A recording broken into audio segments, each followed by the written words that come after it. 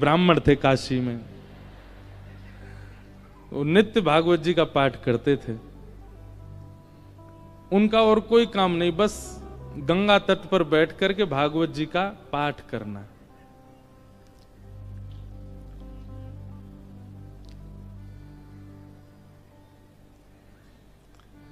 धीमे धीमे उनकी आयु बढ़ने लगी। एक दिन परिवार के सब लोगों ने कहा, भैया ये कोई इनका काम धंधा शुरू करा दो, पूरे दिन पाठ करते रहते हैं भागवत जी का। और पाठ भी किसी व्यक्ति के लिए नहीं, अगर कोई उनको दक्षिणा भी देता था कि पंडित जी हमारे यहाँ पाठ कर दो, तो उसके यहाँ पाठ करते थे, वो उसका पाठ, फिर उसके बाद अपना पाठ अलग करते, अपने लिए करते थे। और उसके पीछे उनकी कोई कामना नहीं थी, निष्काम भाव से करते थे। नित्य पाठ करते। तो एक दिन घर के लोगों ने सबने कहा कि इनका ब्याह कर दो, ये करते धरते तो कुछ है नहीं, पूरे दिन पाठ में ही लगे रहते हैं, इनका ब्याह कर दो, पत्नी घर आएगी, अकल ठिकाने आ जाएगी। और सब घर के लोगों ने वो ब्राह्मण देवता का ब्याह कर दिया। पत्नी आ गई। कुछ दिन बाद पत्नी को भी पता लगने लगा कि ये कोई काम धंधा नहीं करते हैं, पूरे दिन केवल भागवत जी का पाठ करते हैं। बहुत प्रयास किया, लेकिन उसके बाद वो भी हार गई कि ये करेंगे नहीं, कहीं काम नहीं कर सकते, ये तो भागवत जी में ही लगे रहेंगे। तो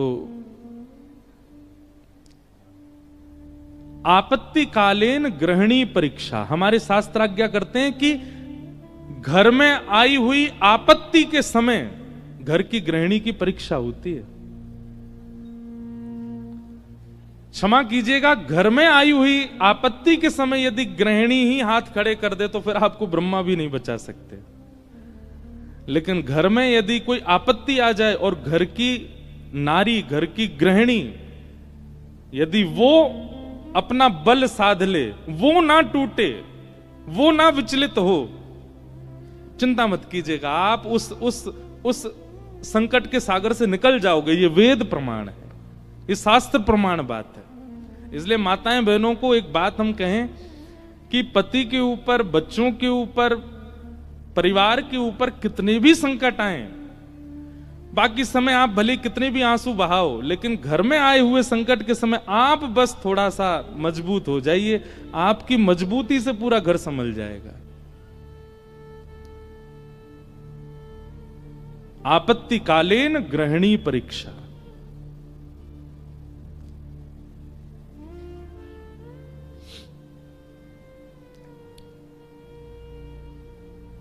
पत्नी ने सोचा कि ये तो कुछ करते नहीं है, आगे हमारा वंश बढ़ेगा, बच्चे होंगे, कैसे चलेगा परिवार। तो फिर उनकी ब्राह्मण देवता की पत्नी ने आज्ञा ली, बोले आपकी आज्ञा हो तो मैं कुछ करूं कार्य, देवी तुमको जैसा अच्छा लगे। भोजन बनाना बहुत अच्छा जानती थी, 3-4 घरों में उन्होंने काम ले लिया और वो जाती भोजन बनाती और उससे जो वेतन मिलता उसी से घर चलता था ब्राह्मण का। ब्राह्मण और प्रसन्न हो गए, बोले और बढ़िया, वो और कुछ नहीं करना पड़ेगा, भागवत जी में लगे रहो, पाठ करते रहो। अब इसमें कई लोग ब्राह्मण को कहीं आलसी मत समझिएगा, ये बहुत बहुत बड़ी बात हम आपको बताएंगे, वो अंत में उसका निचोड़ निकल के आएगा। 2-3 बालक भी उनके हो गए, चल रहा था घर। एक बार की बात, कुछ संतों का काशी में आगमन हुआ, संत आते रहते हैं काशी में, पर असमय में आना हुआ, बिना समय के संतों का आना हुआ। और उन्होंने किसी से पूछा, बोले भैया हम 5-10 मूर्ति हैं, कहीं प्रसाद पाने के इच्छुक हैं, कोई वैष्णव परिवार हो तो हमको बताओ। तो एक राह चलते व्यक्ति ने उन्हीं ब्राह्मण का घर बता दिया, बोले यहां चले जाइए, यहां बहुत एक सेवानिष्ठ और बड़े शास्त्रों का अध्ययन करने वाले ब्राह्मण रहते हैं, इनके पास चले जाइए, आप ये प्रसाद पवा देंगे। संतों ने घर में प्रवेश किया। ब्राह्मण देवता तो अपने पाठ में लगे थे, भागवत जी का ही पाठ कर रहे थे, और उनकी पत्नी बच्चों को, पति को स्वयं प्रसाद आदि पा करके सारे बर्तन मांज करके उसने रखे ही थे। उसी समय संतों का आना हुआ और संतों ने आगे कहा, आओ बिटिया, हम 10 मूर्ति हैं, हम लोग अयोध्या से प्रयागराज जा रहे हैं, काशी बीच में पड़ा, किसी ने बताया आपका घर वैष्णव का है, बड़ी जोर की भूख लगी, ठाकुर जी को प्रसाद पवाओ और प्रसाद पवा के हम लोगों को प्रसाद बांट दो। ब्राह्मणी बेचारी बड़ी प्रसन्न हो गई कि मेरे घर आज संत पधारे हैं प्रसाद पाने। तुरंत उसने जाकर के रसोई घर में सामग्रियां देखी। सामग्री इतनी थी नहीं कि उन सबको पवाया जा सके। दौड़ी दौड़ी अपने कक्ष में गई, जाकर के अपने जो उसका धन वो कमाती थी उसको जाकर के देखा कि जाऊं लेकर के आऊं, तो वह भी इतना नहीं था कि उन 10 महापुरुषों की सेवा हो सके। और ब्राह्मण का एक स्वभाव है कि और अगर ये स्वभाव किसी ब्राह्मण में नहीं है तो वो ध्यान से सुने, ये ब्राह्मण का स्वभाव होना चाहिए। ब्राह्मण दान मिले तो लेने का अधिकारी होता है, पर मांगने का अधिकारी नहीं है। मांगे ना, ब्राह्मण का स्वाभिमान है, वो मांगता नहीं है और मांगना चाहिए भी नहीं। अब वो कभी रसोई में जाए, कभी कक्ष में जाए, कभी एकांत में बैठ के सोचे मैं क्या करूं, संत पधारे हैं घर पर, कैसे प्रसाद पवाऊं, क्या व्यवस्था करूं, कुछ लाऊं, कभी ऊपर कुछ ढूंढे, कुछ मिल जाए, कुछ भुजिया मिले, नमकीन मिले, कुछ तो मिले, कुछ तो दूं, पर कोई व्यवस्था नहीं बन पाई। बार बार उसको यहां से वहां घूमते देख संत समझ गए कि हम गलत समय पे आ गए हैं। मुखमंडल बता देता है कई बार, और वे सब संत अपने अपने आसन लेके उठ गए, चिमटा कमंडल लेकर के, बिटिया सुनो सुनो सुनो सुनो, हमको ना प्रयाग पहुंचना है, विलंब हो रहा है, फिर आएंगे, अपना ही घर है, क्या दिक्कत है, तुम आराम करो, हाँ हम जाते हैं। और उस ब्राह्मणी के मन में वही आ रहा था, जब ये कक्ष मेरे घर में घुसे, इन्होंने घुसते ही क्या कहा था कि हम बहुत भूखे हैं, ठाकुर जी को भोग लगा के प्रसाद पवाओ, और ये भूखे ही जा रहे हैं और मैं कुछ नहीं कर पा रही। नेत्र सजल हो गए उसके, अत्यंत पीड़ा में आ गई। आज तक तो अपने पति से कुछ कहा नहीं था, पर आज कक्ष में प्रवेश करके ताम्रवर्ण आंखों का हो रहा था और बस चिल्लाने लगी, बोले तुमसे ब्याह किया मैंने, आपने जैसे चाहा वैसे रही मैं, आप नहीं करते कुछ तो घर घर जाके प्रसाद बना करके घर चलाती हूं मैं भूखी रह जाऊं, बच्चे भूखे रहें, आप भी भूखे रह जाते हैं तो भी इतनी पीड़ा मुझको नहीं होती है। पर आज संत पधारे थे हमारे यहां, महापुरुष पधारे थे हमारे यहां, कल्पवासी महात्मा आए थे हमारे यहां। वो अभागा दुर्भाग्यशाली घर है जहां से संत भूखे चले जाते हैं, निराश चले जाते हैं, और आप पूरे दिन ये भागवत जी में लगे रहते हो। अगर ये भागवत कृष्ण हैं, अगर ये भागवत नारायण हैं, अगर ये भागवत साक्षात भगवान हैं, तो इन भागवत जी से कम इतनी उम्मीद तो हम रख सकते थे कि हमारे घर से संत भूखे नहीं जाते। क्या दिया भागवत जी ने हमें?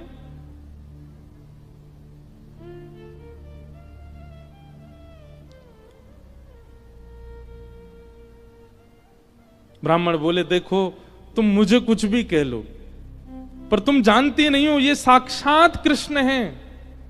मैं क्यों बचपन से आज तक भागवत जी के उन्हीं 18,000 श्लोकों का मुझे कृष्ण दिखते हैं, मुझे लीला दिखती है, मुझे शामा शाम का नित्य विहार दिखता है भागवत जी में, इनके विषय में कुछ मत कहो।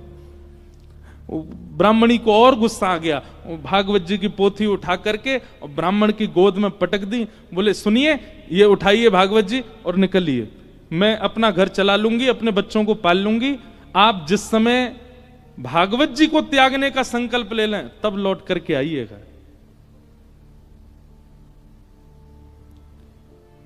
ब्राह्मण के नेत्र सजल हो गए, हृदय से लगा लिया भागवत जी को, निकल पड़े, घर से ही निकल गए और गंगा जी के तट पर जाकर के खूब रोए, खूब रुदन किया। हे भागवत महापुराण, हे साक्षात शब्द में कृष्ण, मेरी अभागा पत्नी है, वो आपके रूप स्वरूप को भी पहचानती नहीं है। पर हे करुणा निधान, आप कृपा करो। मैं कहूंगा भी तो भी वो अध्ययन नहीं करेगी, तो भी वो मुझसे कभी कथा नहीं सुनेगी, पर आप कृपा कीजिए और मेरी गृहिणी को अपने रूप का दर्शन करा दीजिए।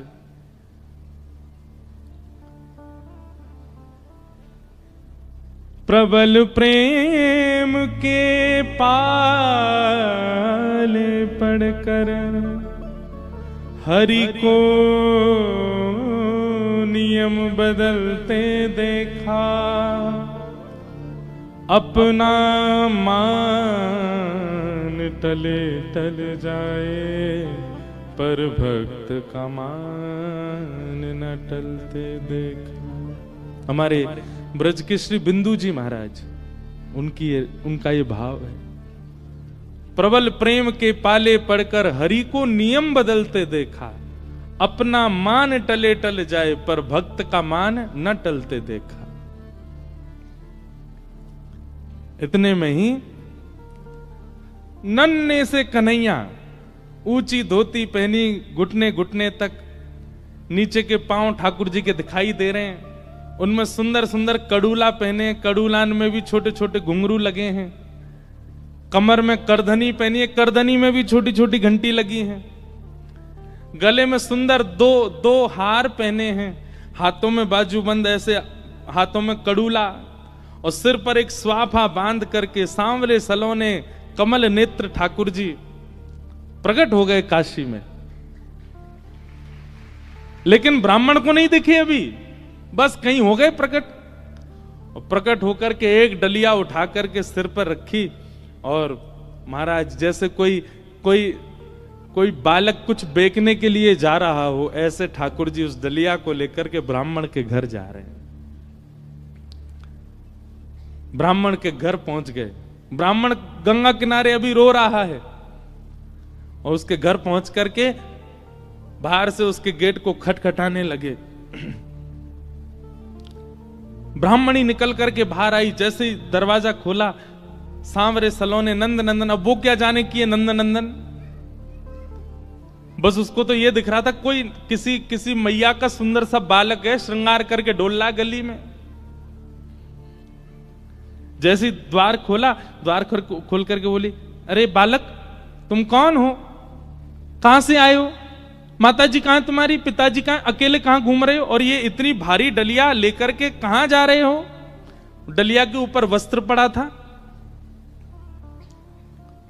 तो ठाकुर जी एक हाथ से डलिया पकड़े, दूसरे हाथ से इशारा करके बोले, मानो इशारा कर रहे हैं हम गूंगे हैं, बोलना नहीं जानते। अच्छा गूंगे हो। ठाकुर जी बोले तो बोले फिर यहां क्यों आए हो। तो ठाकुर जी ने उसको इशारा किया, कुछ लिखने को दो, हम बताएं कौन है, कैसे आए। डलिया उठा करके ब्राह्मण देवता के घर के भीतर रखी, और पर्चा लेकर के उस पर सुंदर लेखनी लिख करके और मोड़ करके ब्राह्मणी को दे करके, और तुरंत ठाकुर जी पीछे मुड़े चले गए। ब्राह्मणी पत्र पढ़ने लगी, इतने तो ठाकुर जी वहां से अंतर ध्यान चले गए। अब ब्राह्मणी देखती रही, दूर दूर तक ठाकुर जी दिखे नहीं। क्या लिखा था उस पत्र में। ठाकुर जी बोले, हमें छोटा बालक मत समझो, हमारी कद को देख करके बस ये जान लो हम बौने हैं। हमारी जो कद है वो इससे बड़ी नहीं है ऊपर, नहीं तो हमारी उम्र बहुत है, और हम बहुत बहुत धनवान परिवार से आते हैं। बहुत वर्षों से तुम्हारे पतिदेव हमारे कुल के लिए पाठ कर रहे हैं भागवत जी का, पर आज तक उन्होंने वेतन नहीं लिया अपना, आज तक एक रुपया भी हमसे मांगा नहीं। पर मुझे आज पता चला कि उनके परिवार को बहुत आवश्यकता है, इसलिए संपूर्ण जीवन काल में उनका जितना भी वेतन होता था वो हम देने के लिए आए हैं। वो जैसे ही घर आए उनको दे दीजिएगा। और ऐसा कह के ठाकुर जी चले गए। अब जैसे ही वो डलिया के ऊपर से वस्त्र हटा करके देखा, विविध प्रकार की मणियां, रत्न, सोने, जवाहरात, हीरे आदि सबसे लबालब भरी हुई वो डलिया। ब्राह्मणी मनी मन सोचने लगी, मैंने भी बेवजह डांटा, बिन बताए पाठ कर रहे थे यहां पर, और मुझे लगता तो था कि ये पाठ करते हैं, इसके पीछे कोई कारण नहीं, कुछ मिलता नहीं इनको, कुछ फिर भी लगे रहते हैं, पर ये तो बड़े गोपनीय हैं, मुझे बिन बताए किसी परिवार के लिए कर रहे थे। अपने बेटा को बुलाया, बोले सुनो पिताजी को खोजो, कहां हैं, ढूंढ के लाओ उनको। पिताजी बैठे थे गंगा किनारे, बच्चे ने जाकर पिताजी जल्दी चलो मैया बुला रही घर पे। शाम हो गई, लौट करके ब्राह्मण आए, बड़े उदास हताश हृदय से भागवत जी लगी हैं। जैसे ही घर आए, आज घर का स्वरूप ही बदल रहा था, बढ़िया सुंदर दिए जल रहे हैं बाहर। द्वार खोल करके देखा तो पत्नी का भी स्वरूप बदल गया है, बालक भी बिल्कुल नए नवीन कपड़े पहन करके विचरण कर रहे हैं।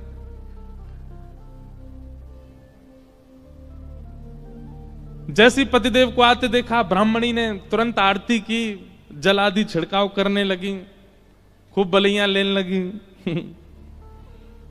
पतिदेव बोले, ब्याह के बाद पहली बार इतना हमारा पूजन हुआ है, ऐसा क्या हो गया जो इतना पूज रही हैं हमको? देवी, ये घर की रौनक हमको डांटने से, फटकारने से घर की रौनक बढ़ गई तुम्हारी? रोज ही डांट दिया करो हमको। ऐसा क्या हो गया जो आज इतना सब कुछ मंगल, बच्चे नए वस्त्र पहन के घूम रहे हैं, आप बढ़िया साड़ी पहन के, ये कहां से इतना सब कुछ आया? हाथ पकड़ के बोली, आज तुम्हारी चोरी पकड़ी गई है ना, वहीं से मिला है ये सब कुछ।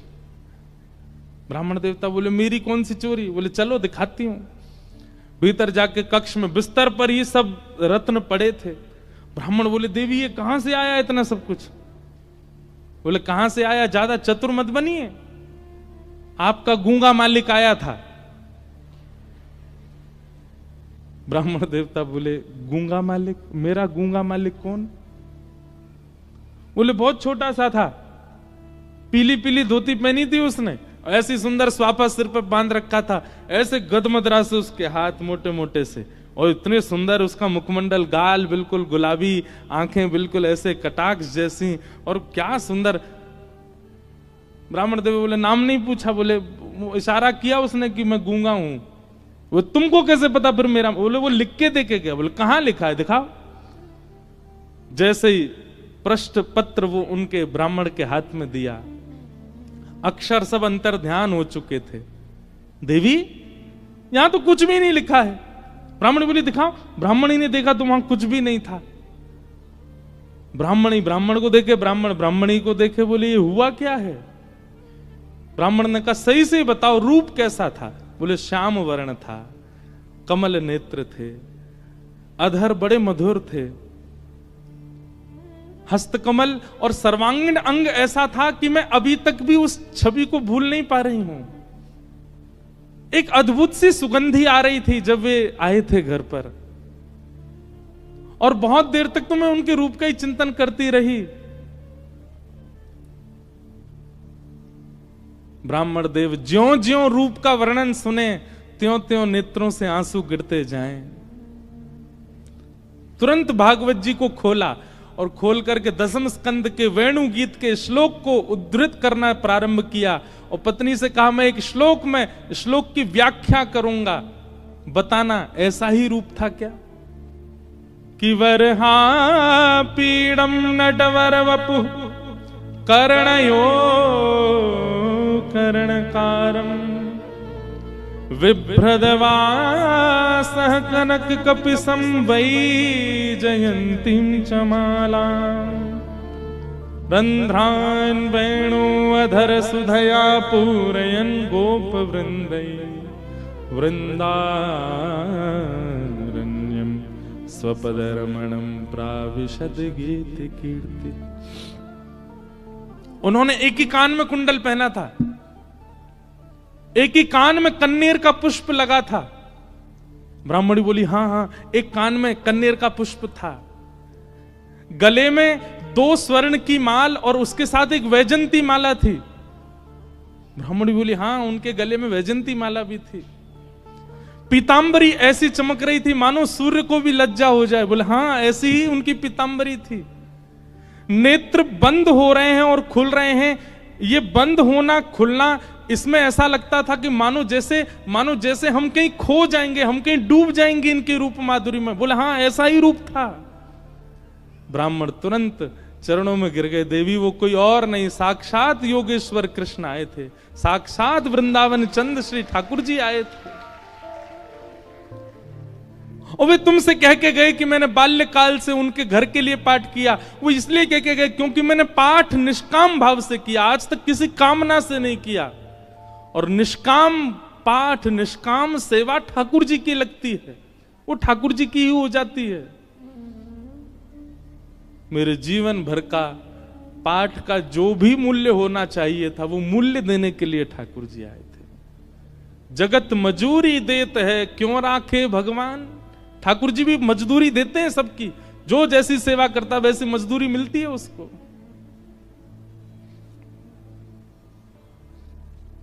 ब्राह्मण आनंदित हो गए और उसी काल से वो ब्राह्मणी भी जीवन यापन के लिए कार्य तो करती, पर भागवत जी की साधिका हो गई और नित्य भागवत जी का पाठ करने लगी।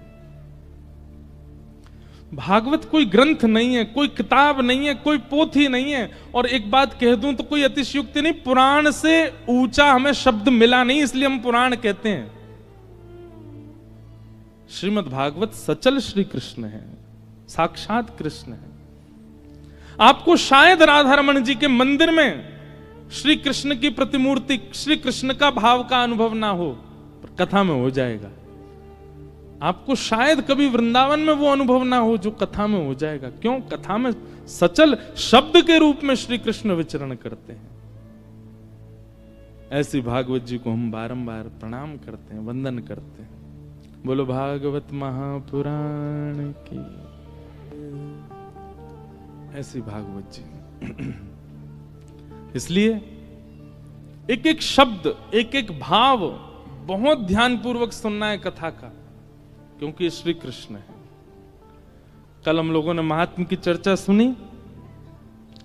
आइए आज से प्रथम स्कंद में हम लोग प्रवेश करते हैं।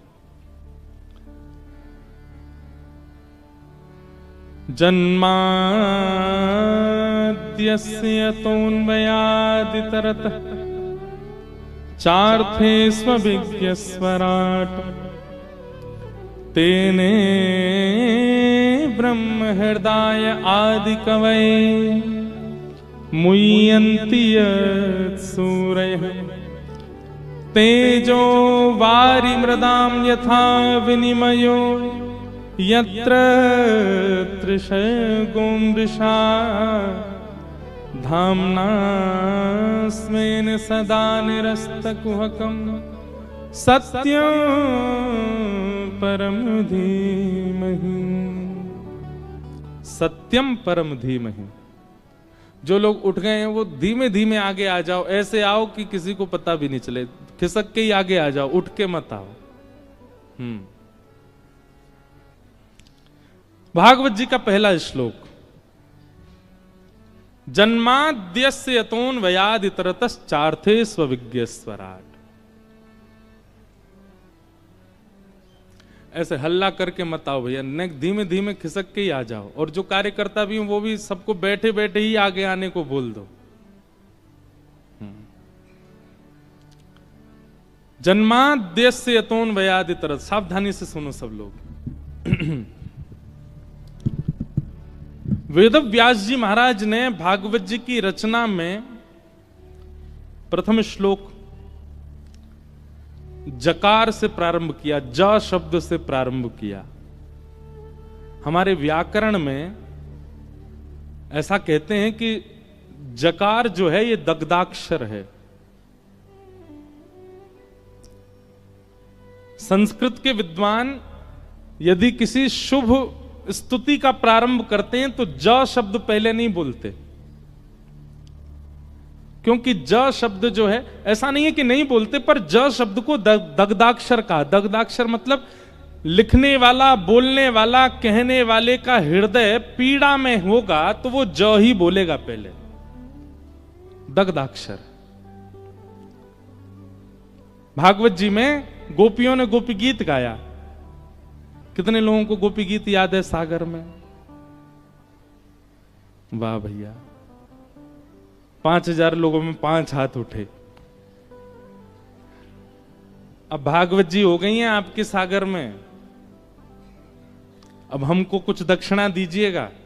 दक्षिणा के रूप में यही दीजिए कि नित्य गोपी गीत का पाठ प्रारंभ कर दीजिए और गोपी गीत याद कीजिए। अब देखो कब याद करोगे? जीवन निकलता जा रहा है आप लोगों का। कई लोग तो बिल्कुल बिल्कुल बाउंड्री पे ही खड़े हैं। वैसे तो एक बात देखी जाए, बाउंड्री पर हर व्यक्ति खड़ा है। हर व्यक्ति बाउंड्री पर, कब उसका अंत हो जाए कोई जानता है क्या? इसलिए भैया जीवन में अब तक आपने सब करके देख लिया। गुलाब जामुन खा के देख लिया, रसगुल्ला खा के देख लिया, जलेबी खा के देख लें, और आपके सागर की कोई प्रसिद्ध मिठाई हो तो वो भी खा के देख ले। मध्य प्रदेश का कुछ प्रसिद्ध हो तो वो भी खा के देख लिया। अमरूद की चटनी बनती है ना यहाँ पे, हैं? देखो हमें पता है, खिलाई नहीं है अभी तक किसी ने, बस पता है।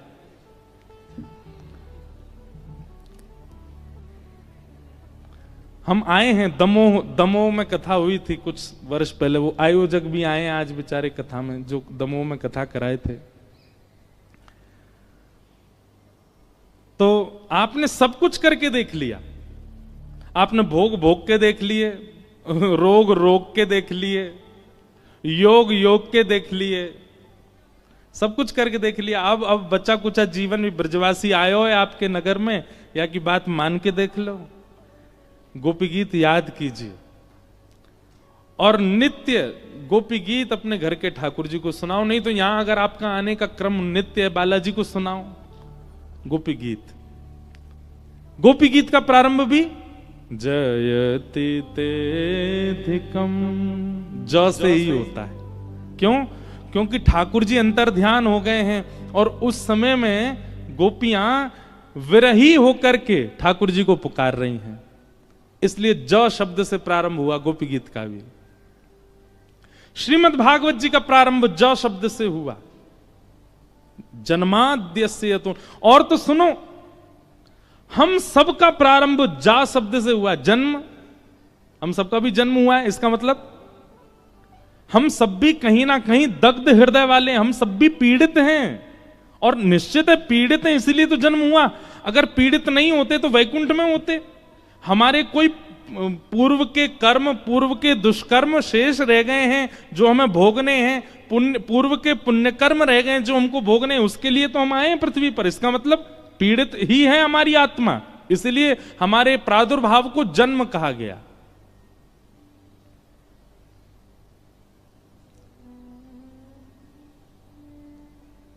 तो ज शब्द से प्रारंभ संस्कृत के रूप में तब किया जाता है जब हृदय पीड़ा में हो। भागवत जी का प्रारंभ जकार से हुआ, हमारा प्रारंभ जकार से हुआ, गोपी गीत का प्रारंभ जकार से हुआ। हमारे वृंदावन में जाके पूरी दुनिया भी जकार ही कहती है, जय जय श्री राधे, सब जय ज से ही प्रारंभ करते हैं। इसीलिए पीड़ित है हृदय हमारा, और हम नहीं जानते होंगे, हमारी आत्मा जानती है।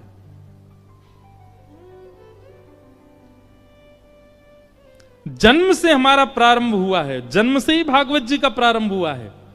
भागवत जी का पहला शब्द ही जन्म है। जन्माद्यस्य तोन्वयादितरतश्चार्थे स्वविज्ञ स्वराट। बहुत कठिन श्लोक है, मैं जितनी व्याख्या हो सकेगी करूंगा। जन्म से हमारा प्रारंभ, जन्म से ही भागवत जी का प्रारंभ। पर हमारा अंत हमको पता है। हमारा अंत क्या है? मृत्यु। क्या है? क्या है? मृत्यु। पर हमारा अंत मृत्यु नहीं होना चाहिए। हमारा विश्राम कहां होना चाहिए? तो भागवत जी का जो अंतिम श्लोक का विश्राम है वही हमारा विश्राम होना चाहिए। जब भागवत जी के पहले श्लोक का पहला शब्द हमारा प्रारंभ है, तो भागवत जी के अंतिम श्लोक का अंतिम शब्द हमारा विश्राम होना चाहिए। और विश्राम, अंतिम श्लोक क्या भागवत जी का? नाम संकीर्तनम यस्य सर्व पाप प्रणाशनो प्रणामो दुख समनस्तम नमामि हरिम परम। अंतिम शब्द क्या है? हरिम परम। क्या है? हरिम परम। हमारा विश्राम मृत्यु नहीं है, हमारा विश्राम अर्थी नहीं है, हमारा विश्राम चिता नहीं है, हमारा विश्राम हरिम परम, हरि परमात्मा के श्री चरण, वही हमारा विश्राम। वहां हमारा इतरवंश महाप्रभु बैठे हैं मंच पर, इनका विश्राम हरिम परम, श्री राधा वल्लभ जी के चरण। स्वामी श्री हरदास जी विराज रहे हैं, आपका विश्राम हरिम परम। यहां श्रीमद वल्लभाचार्य जी, इनका विश्राम हरिम परम। भक्तिमती मीराबाई, उनका विश्राम हरिम परम। गोस्वामी तुलसीदास जी महाराज, उनका विश्राम हरिम परम। कालिदास का विश्राम हरिम परम। हमारा विश्राम शमशान घाट। हमारा विश्राम हरिम परम क्यों नहीं है? आज लिख लीजिए, कथा सुनने का, कुंभ स्नान करने का, नाम जप करने का, तिलक लगाने का, संत जनों को प्रणाम करने का, पुण्य करने का एक ही उद्देश्य है, हरिम परम, हरिम परम की प्राप्ति होना। आपके उद्देश्य अनेक रहे हैं। कभी आपका उद्देश्य बहुत अच्छे कॉलेज में पढ़ने का था, कभी बहुत अच्छे स्कूल में जाने का था, बहुत धन कमाने का था, कोई गाड़ी खरीदने का था, किसी कन्या से ब्याह करने का था, किसी पुरुष से ब्याह करने का था, किसी पदवी को प्राप्त करने का था। पर अब आप कथा में बैठे हो और नियमित 7 दिन का संकल्प लेके बैठे हो, तो आपका उद्देश्य बाकी सब किनारे, हरिम परम, हरिम परम। और उस हरिम परम को प्राप्त करने के लिए जो जो आवे, चाहे उसके लिए मुझे अच्छी यूनिवर्सिटी में पढ़ना पड़े, अच्छे कॉलेज में जाना पड़े, खूब धन कमाना पड़े, अच्छा घर बनाना पड़े, पर सबके पीछे उद्देश्य क्या होना चाहिए? हरिम परम। यही कथा का उद्देश्य। आप विवाह भी इसी भाव से कर रहे हो कि पत्नी के सहित हरिम परम। बालक भी इसीलिए प्रकट हुए हैं घर में कि बालकों सहित हरिम परम। आप वकील भी इसीलिए बने हो, नेता भी इसीलिए बने हो, वाइस चांसलर भी इसीलिए बने हो, चार्टर्ड अकाउंटेंट भी इसीलिए बने हो कि हरिम परम, इसके माध्यम से भी, माध्यम सब बन जाएं पर उद्देश्य हरिम परम। आपको कुछ नहीं करना पड़ेगा, सब अपने आप, सब भक्ति में हो जाएगा। आपकी पढ़ाई भक्ति में हो जाएगी, आपकी इंजीनियरिंग भक्ति में हो जाएगी, आप नेता हैं, आपका नेता स्वरूप भक्ति में हो जाएगा, सब कुछ भक्ति में होता चला जाएगा। सब भक्ति में होने का मतलब सब पवित्र होता चला जाएगा। आपका विवाह पवित्र हो जाएगा, सब कुछ पवित्र हो जाएगा। उद्देश्य यदि श्यामा श्याम है तो, उद्देश्य यदि ठाकुर जी है तो, सबसे प्राप्त क्या करना है? ठाकुर जी को, हरिम परम।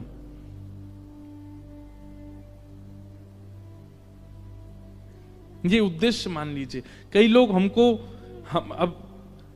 हम तो केवल कथा कहना जानते हैं, पर कई लोगों को लगता है ये बाबा जी कुछ जानते होंगे। एक माता जी अभी मिली मुझको बोलती हैं, प्रणाम कर बाबा, मेरे मन में क्या चल रहा है। अब मैं अपने संग पंडित जी को देखूं, मैंने कि क्या बोलूं इनको। मैंने कि मैया हम वो वाले बाबा नहीं है, हम तो केवल कथा सुनाते। नहीं नहीं, तिलक लगा रखा है आपने, हाँ धोती पहनी है। अरे भैया, मैंने हमसे केवल कथा कहनी आती है और कुछ नहीं। नहीं नहीं, मेरे मन में क्या चल रहा है बताओ। फिर हमको 2-4 बातें तो पता ही हैं, वो सबके मन में होती हैं। मैंने कहा आप बहुत पीड़ा में हो। दुनिया आपके साथ अच्छा व्यवहार नहीं करती। आंखों से आंसू आने लगे मैया के, जय हो बाबा। अरे मैंने कि मैया राधे श्याम जपो, जीवन एक परीक्षा है। परीक्षा पत्र को देख करके घबराते तो सारे बालक हैं, पर जिसका अध्ययन, जिसका स्वाध्याय उचित होता है, तुरंत कलम उठा के लिखने लग जाता है, बढ़ता है आगे, सोचता है, विचार करता है, करने लगता है। और जिसका स्वाध्याय अच्छा नहीं है, वो इधर उधर ही देखता रहेगा, उसके में से देख लूं, यहां से देख लूं, वहां से।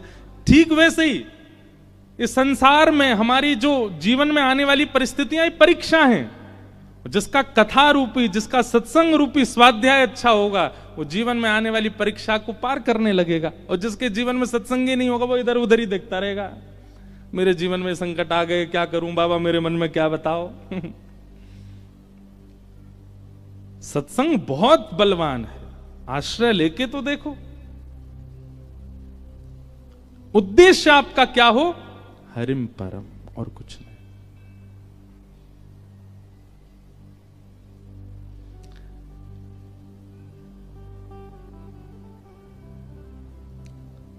मेरे तो, अब मैं थोड़ा सा घबरा रहा था कि मैं सागर में पद गाऊं कि नहीं।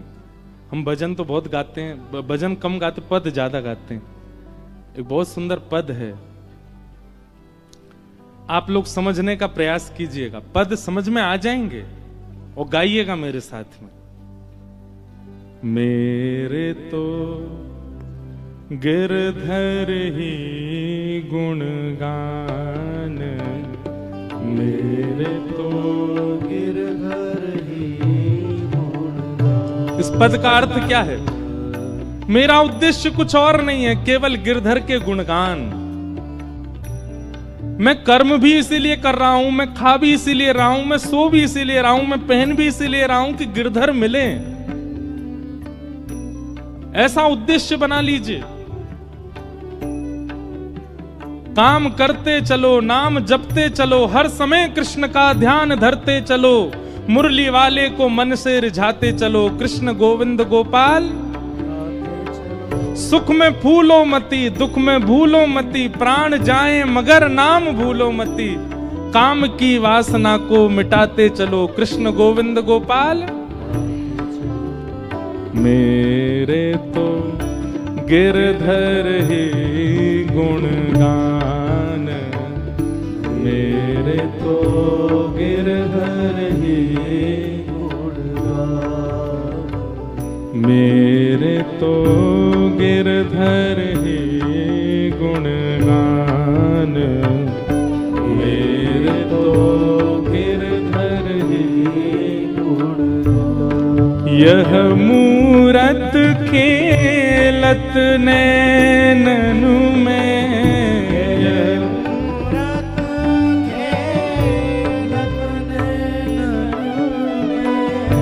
यह मूरत खेलत नैननु में,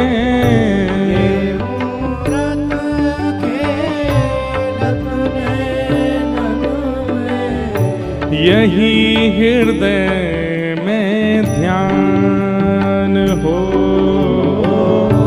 यही हृदय में ध्यान, यही हृदय में ध्यान हो, यही हृदय में ध्यान। मेरे तो गिरधर ही गुणगान, मेरे तो गिरधर ही गुणगान,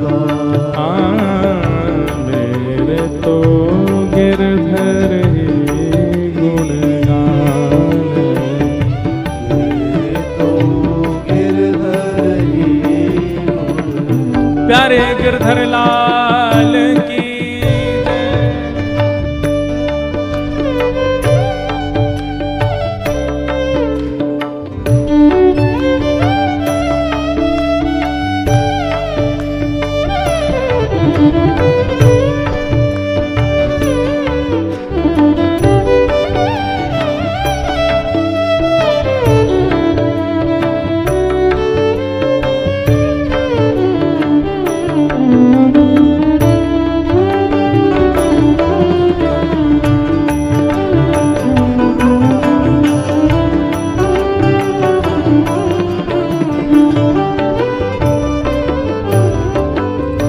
चरण रेणु चाहत मन मेरो, रेणु चाहत मन मेरो, चरण रेणु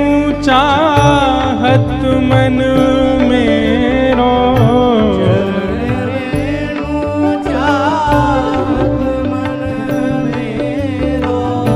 यही दीजिए दान हो,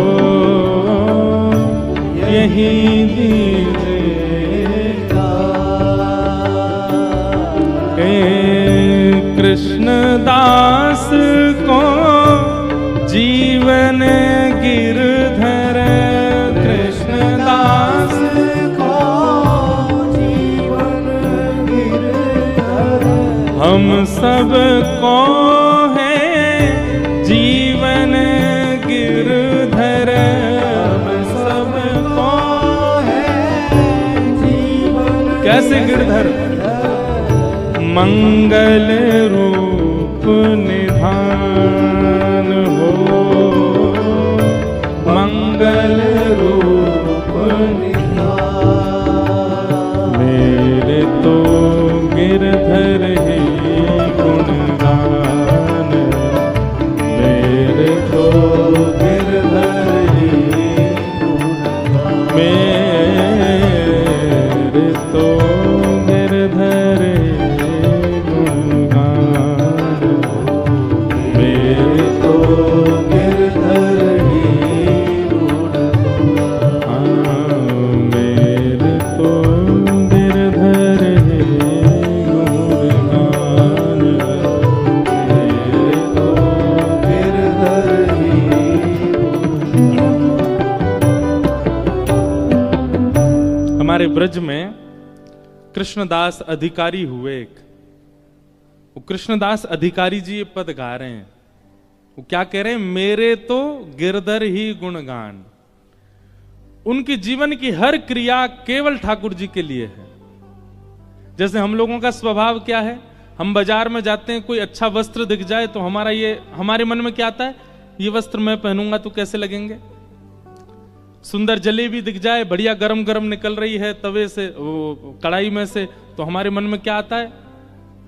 मैं खाऊंगा तो मेरी जीभ को कैसा लगेगा? आभूषण देखते हैं तो ना हमारा चिंतन हो जाता है कि मेरे गले में कैसा लगेगा। या फिर हम अपना विचार करते हैं या अपने परिवारी जनों का विचार करते हैं। पर जिसका जन्म हरिम परम गति की ओर चला जाता है, जिसके जीवन की गति केवल हरि परमात्मा होते हैं, वो आंखों के आगे दिखने वाली हर सुंदर वस्तु को ठाकुर जी से जोड़ देता है। ये वस्त्र ठाकुर जी पे कैसा लगेगा? ये पुष्प ठाकुर जी के सामने कैसा लगेगा?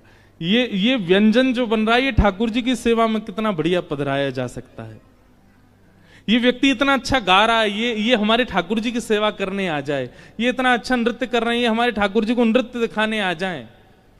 मतलब अपने मन को कोई वस्तु प्रिय नहीं लगती, हर वस्तु ठाकुर जी की सेवा में पहुंच जाए, ऐसी भावना चित्त में आने लग जाना, इस बात का प्रमाण है कि आप हरिम प्रिय, हरिम परम इस पथ पर, भक्ति पथ पर चल चुके हो। अब आपको प्रिय नहीं लगती है कोई वस्तु, अपने ठाकुर जी के लिए विचार करते हो। और इसी उद्देश्य से कथा सुननी है कि हम हरिम परम हो जाएं। आप विश्वास मानेंगे, आपसे ज्यादा आनंद में कोई नहीं होगा, आपसे ज्यादा प्रसन्न कोई नहीं होगा संसार में। हरिम परम।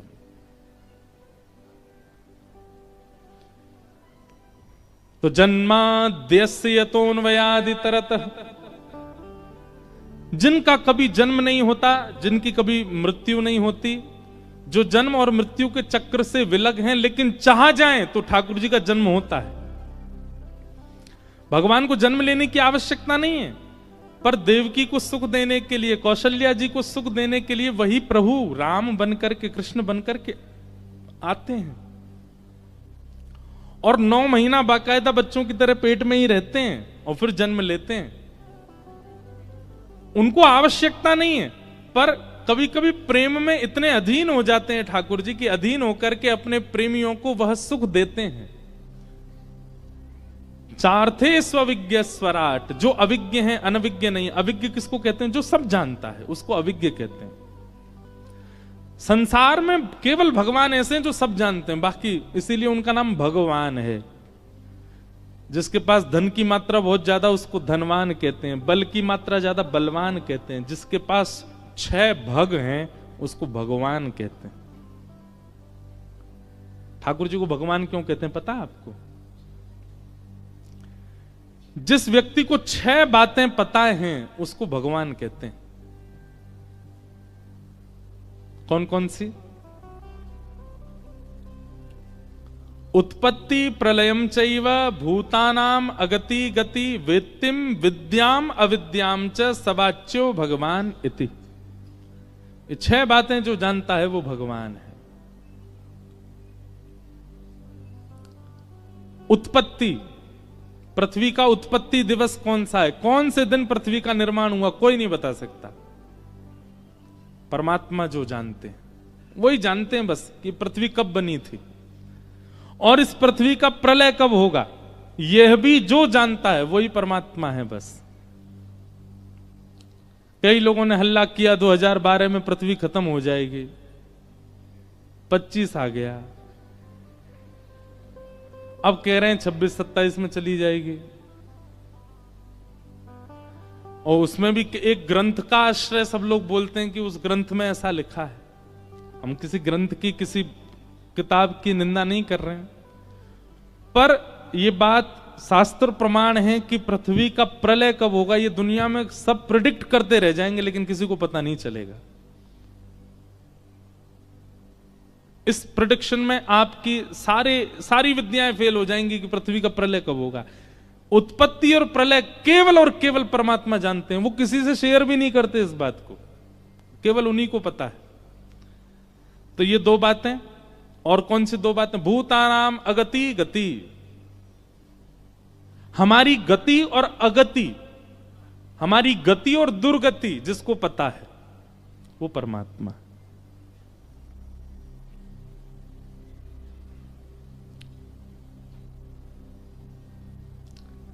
किसी ने प्रेडिक्शन किया था हमसे, आप कभी भागवत के वक्ता नहीं बन पाओगे। 9 साल हो गए हमें कथा करते हुए।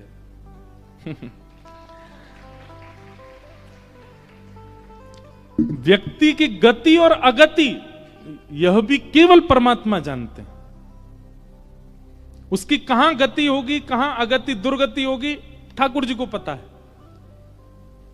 कई बार आपका इंफ्रास्ट्रक्चर बहुत अच्छा होता है लेकिन आप उस श्रेष्ठता को प्राप्त नहीं कर पाते, ठाकुर जी को पता है नहीं बन पाएगा। और कई बार आप झोंपड़ियों में रहने वाले बच्चे, दिया जला के पढ़ने वाले बच्चे IAS ऑफिसर भी बन जाते हैं। कहां किसकी गति और अगति है ये केवल ठाकुर जी को पता है। कहां किसी को रंक बनाना है, किसको फकीर बनाना है, ठाकुर जी के हाथ में। तो प्रलय और उत्पत्ति जो जानते हैं, गति और अगति जो जानते हैं, 4 हो गए।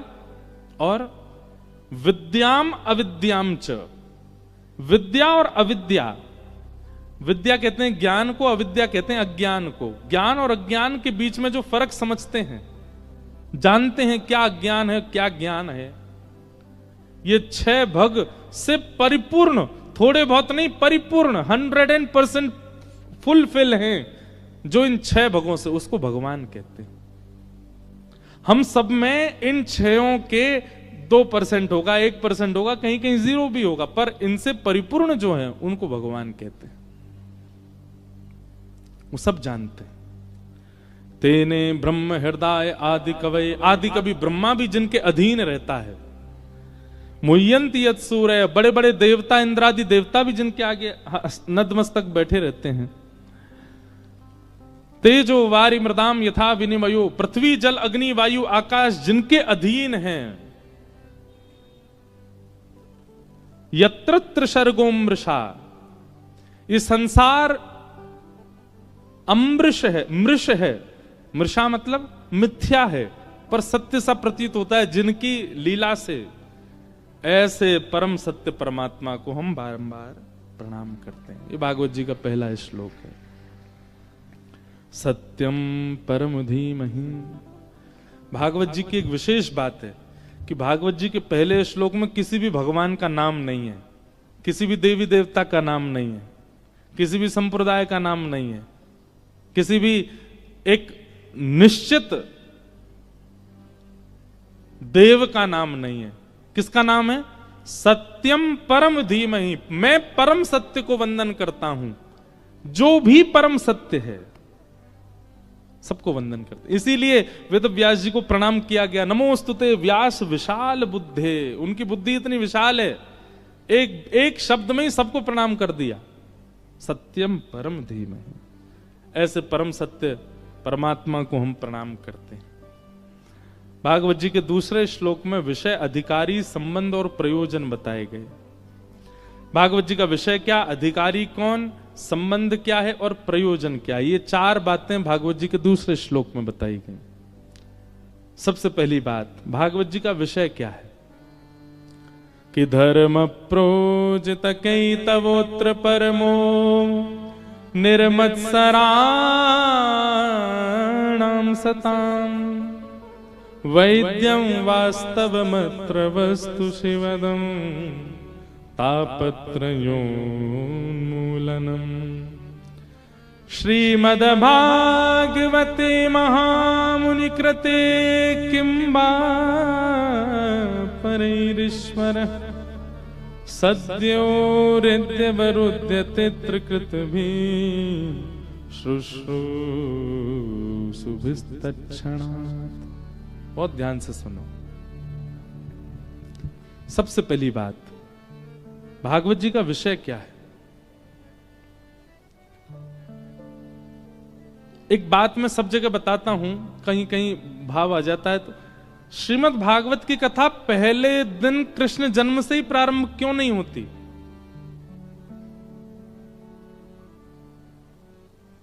पहले दिन कृष्ण जन्म ही क्यों नहीं होता कथा में? नंद घरानंद भयो, यहीं से कथा प्रारंभ होनी चाहिए जब कृष्ण कथा है तो नहीं। ये तो वही बात हो गई, सीधे पेंट कर दो, ना सीमेंट लगाओ, ना ईंट लगाओ, ना सरिया लगाओ, मजबूती का कोई, सीधे पेंट कर दो। नहीं, आकर्षक पेंट ही होता है घर का, पर उस आकर्षण के पीछे बहुत कुछ लोहा, बहुत कुछ कंकड़ पत्थर और ना जाने क्या क्या लगाया जाता उसको मजबूत बनाने के लिए। कृष्ण लीला आकर्षक तो बहुत है, पर उस आकर्षक लीला को स्थिर चित्त में विराजमान करने के लिए पहले ज्ञान रूपी, वैराग्य रूपी ईंट, सीमेंट सब लगाने पड़ेंगे। इसलिए ये 3 दिन की कथा बहुत विशेष रूप से सुननी है। कल निकल चुकी, आज और कल। अगर इनमें आपने चूक करी तो कृष्ण लीला में आपके चित्त में संशय आएगा। आप ठाकुर जी की लीला सुन के संशय करोगे, चीर हरण क्यों किया इन्होंने, गोपियों के गले में गलवैयां डालकर के रास क्यों किया परमात्मा ने, 16,108 विवाह क्यों किए, इतनी आवश्यकता क्या थी? ये सारे संशय प्रकट होंगे चित्त में। इसलिए ज्ञान और वैराग्य, इनको भली भांति चित्त में पहले धारण कर लीजिए। इन कथाओं के माध्यम से ध्यान पूर्वक सुनिए। भागवत जी का विषय क्या है? तो कहते हैं धर्म प्रोजित कैतवोत्र परमो। धर्म और परम धर्म, ये 2 बातें। धर्म किसे कहते हैं?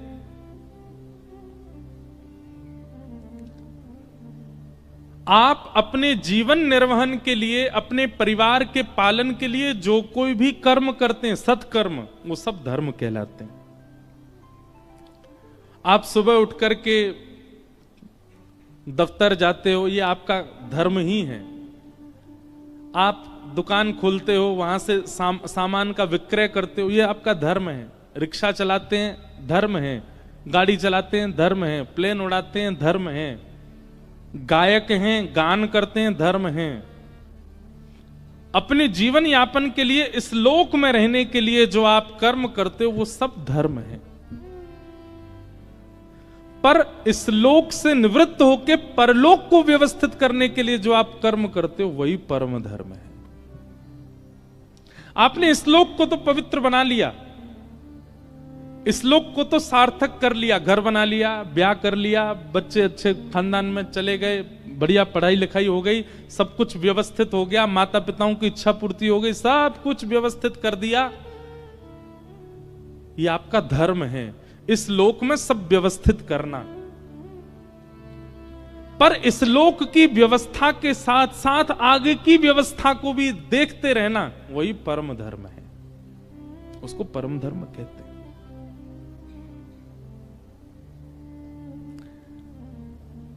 कोई व्यक्ति सागर से वृंदावन जावे,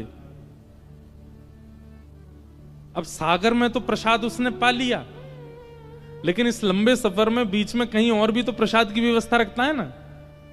नमकीन रख लेगा, घर से कुछ बना के ले जाएगा, चूड़ा ले जाएगा, रोटी ले जाएगा, कुछ भी बना के ले जाएगा। रास्ते में हमको भूख प्यास लगेगी तो क्या पाएंगे, साथ में बच्चे इनको क्या पवाएंगे। तो आपने घर पे जो प्रसाद पाया वो आपका धर्म है, पर आप आगे की व्यवस्था संग लेकर के चल रहे हो, ये परम धर्म है। इस संसार में व्यवस्थित होना धर्म है, पर इस संसार में व्यवस्थित होते होते उस लोक की भी व्यवस्था करना वो परम धर्म है।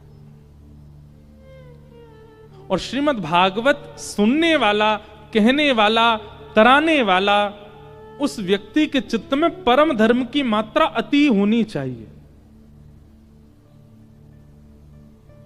परम धर्म,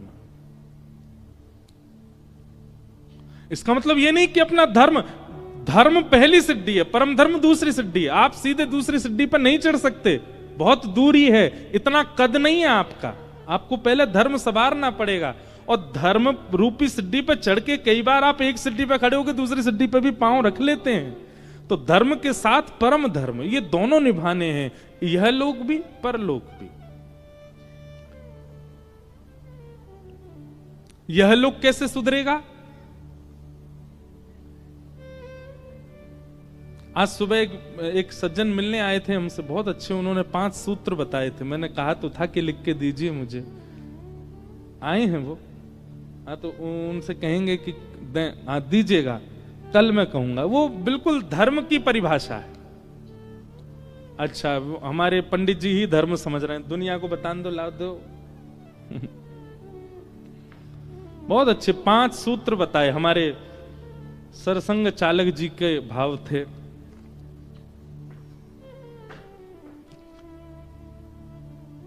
धर्म क्या है? ये 5 सूत्र, ये धर्म है। हमें समझना परम धर्म है, लेकिन उससे पहले धर्म समझना है। भागवत जी का उद्देश्य परम धर्म है, पर उससे पहले धर्म जानना पड़ेगा। अच्छा, धर्म की एक सरल परिभाषा क्या है? धार्यते इति धर्म, धारण करने को धर्म कहा जाता है। एक पात्र है, उस पात्र में लड्डू डाल दो, उस पात्र में दही डाल दो, उस पात्र में चीनी डाल दो, उस पात्र में, उस पात्र की जितनी योग्यता है उतना सामान डालते रहो, सबको धारण करेगा, यही धर्म कहलाता है। अपने पात्र के अनुसार वस्तुओं को धारण करना, समाज को धारण करना, परिवार को धारण करना, अपने जीवन को धारण करना, पत्नी के जीवन को धारण करना, बच्चों के जीवन को धारण करना, इन सबको व्यवस्थित रूप से धारण करने को ही धर्म कहते हैं। बहुत ध्यानपूर्वक सुनिएगा सब लोग।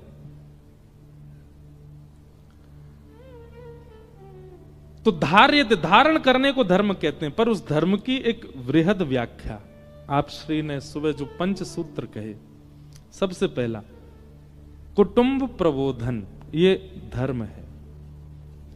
कुटुंब प्रबोधन में क्या आता है? भोजन, भवन, भ्रमण, भाषा, भूषा के मध्य भारतीय संस्कारों का जागरण। भोजन कैसा हो, यह धर्म कहता है, यह धर्म है। भोजन कितने बजे हो, यह भी धर्म है। भोजन में क्या पाएं, यह भी धर्म है। थोड़े युवा लोग जो यहां बैठे हैं, बुरा नहीं मानिएगा, पर जब आप वो वाली रोटी खाते हो जो लंबी खिंचती है, हमारे शास्त्रीय अनुसार भोजन वो होना चाहिए जो हाथ से तोड़ा गया और मुख पर जाने के बाद दोबारा हाथ में ना आवे थाली तक, उसको भोजन कहते हैं। किसको भोजन कहते हैं? जो मुख से लगने के बाद दोबारा हाथ में शेष ना आवे नीचे तक, मुख में ही चला जाए। आप कभी दक्षिण भारतीय लोगों को देखेंगे ना, वहां पे ज्यादातर लोग भात खाते हैं या इडली खाते हैं, साग के साथ, सूप के साथ, वो क्या बोलते हैं उसको, क्या बोलते हैं, सांबर के साथ। सागर वाले भी दक्षिण भारतीय हो हैं, सांबर के साथ खाते। वो कैसे खाते हैं पता है? ऐसे पूरा मिला लेंगे और मिलाने के बाद वो मुख में उंगली नहीं छूने देते, ऐसे ऐसे ही पाते हैं। और आपको एक बात बताऊं, अगर आप ऐसे प्रसाद पाते हो, प्रसाद बनाया रोटी चावल जो भी है और मुख के पास ले जाके केवल उसको ऐसे छोड़ दिया मुख में, आप उस हाथ से अगर किसी और को परोस दोगे तो वो झूठा नहीं माना जाएगा, क्योंकि आपका हाथ झूठा है ही नहीं। अब ये भोजन, ये धर्म है। अब इतनी गहराई में कौन उतरे, पर उतरोगे तभी धर्म है। भोजन कैसे पाना चाहिए, क्या पाना चाहिए, कब पाना चाहिए, सब धर्म कहलाता है।